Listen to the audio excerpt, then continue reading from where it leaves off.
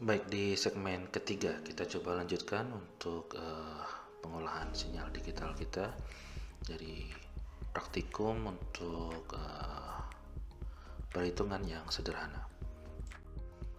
Kita membahas berkaitan dengan data grid.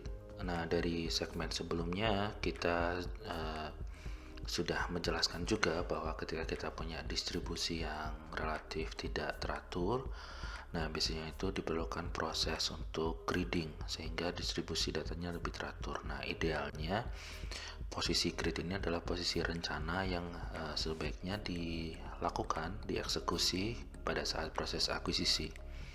Seringkali dengan keterbatasan baik itu biaya, personel, atau mungkin peralatan, pengukuran itu atau akses jalan juga itu tidak bisa dilakukan dengan distribusi grid. Dengan terbatasnya waktu, biaya, dan sebagainya, mungkin ini adalah data maksimal yang dipunya. Nah, untuk mendapatkan estimasi studi area yang lebih baik, tentu saja desain survei yang sudah direncanakan dan dilaksanakan semaksimal mungkin ini, ya, kita berusaha mendapatkan estimasi perkiraan harga di ruang-ruang yang tidak dilakukan pengamatan ini. Maka dikenal dengan adanya proses grading. Ada beberapa perhitungan untuk proses grading. Yang paling umum dipelajari mungkin di geostatistik itu adalah kriging, yaitu pendekatannya mungkin akan lebih baik dibandingkan metode yang lainnya.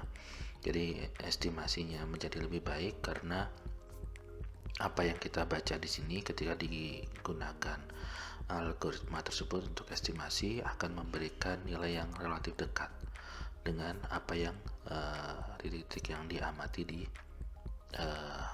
lapangan begitu ya. Nah, proses grading ini membuat interval menjadi teratur pada interval X dan interval Y. Nah, ini harapannya ketika kita punya distribusi grid ini, kalau kita melakukan pembuatan kontur baik secara manual maupun dengan menggunakan bahasa pemrograman, itu akan lebih mudah atau lebih terstruktur. Coba kita bandingkan dengan posisi di sebelah kiri ini dengan posisi grid di slide berikutnya. Baik, di sebelah kiri ini ketika kita menggunakan metode penghubung dalam bentuk segitiga, kemarin kita kurang lebih menggunakan, atau di segmen sebelumnya kita menggunakan bentuk seperti ini. Sedangkan kalau kita punya distribusi grid, kita bisa menghubungkan antar grid menjadi lebih teratur, meskipun juga bisa dihubungkan untuk bentuk yang segitiga untuk mendapatkan estimasi yang lebih baik, terutama di bagian tengah. Nah, pada bagian ini kita hanya akan menunjukkan ilustrasi yang sama sebagaimana yang sudah kita lakukan untuk ilustrasi yang ada di gambar sebelah kiri ini, tapi kita menggunakan data yang sebelah kanan. Jadi kita akan menggunakan data dummy untuk membuat kontur dari data grid secara manual dengan estimasi kasar begitu ya. Ya, ini adalah data-data yang misalkan kita punya untuk beberapa grid.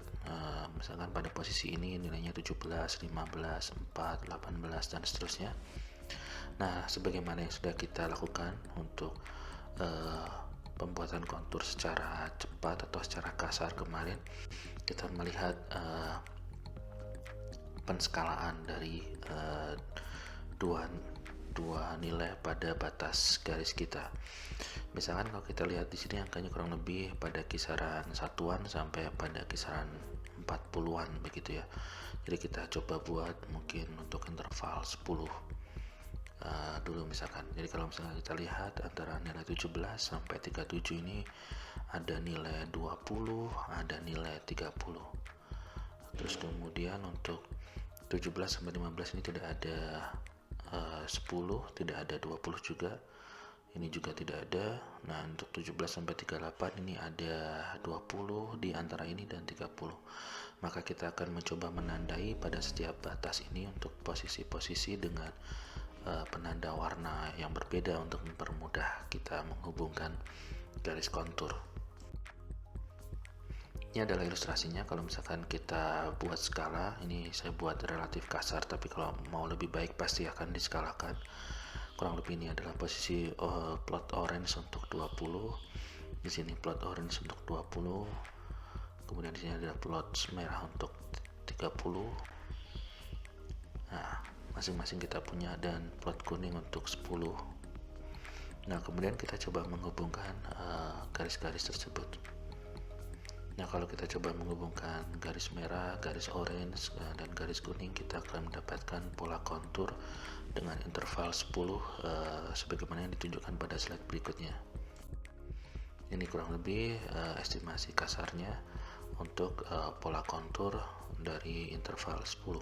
Kalau kita ingin membuat interval yang lebih rapat, kita bisa mengisi di antaranya menjadi lebih mudah kalau kita sudah punya posisi garis kontur yang relatif general seperti itu. Misalkan kalau kita ingin menggunakan interval kontur berharga 15, berarti di antara nilai 10 dan 20 ini. Ya, kurang lebih itu gambarannya.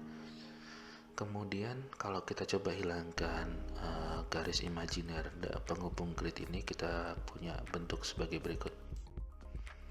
Ya, ini adalah bentuknya. Jadi kita sudah menunjukkan proses ilustrasi secara manual. Nah, kalau kita menggunakan bahasa pemrograman ilustrasi ini yang kita jelaskan di beberapa slide tadi, kita bisa tunjukkan di slide berikutnya. Ya, ini adalah ilustrasinya. Jadi ini dibuat dari penulisan skrip seperti ini. Jadi kalau kita punya, misalkan di sini ada sekitar 10 data dengan distribusi titik seperti ini. Distribusi titiknya relatif tidak seragam. Nah, kemudian distribusi titik itu memiliki harga ditunjukkan dengan skala warna yang berbeda-beda. Ya, di sini biru ditunjukkan dengan nilai yang kecil, dan merah atau merah tua itu yang paling tinggi. Itu adalah nilai untuk posisi X, koordinat X, nilai koordinat Y, dan nilai kontur Z untuk skala warnanya. Kemudian dari situ kita akan melakukan evaluasi untuk persamaan yang ada atau medan yang ada sinyal atau bentuk anomali yang ada di area ini. Nah, setelah kita melakukan evaluasi itu, kita akan melakukan proses grading. Jadi kita mendapatkan interpolasi linear pada ruang kita. Linear di sini menggunakan line space untuk posisi atau arah X dan arah Y begitu. Dan di sini mungkin saya gunakan contohnya, misalkan ada 32 data begitu.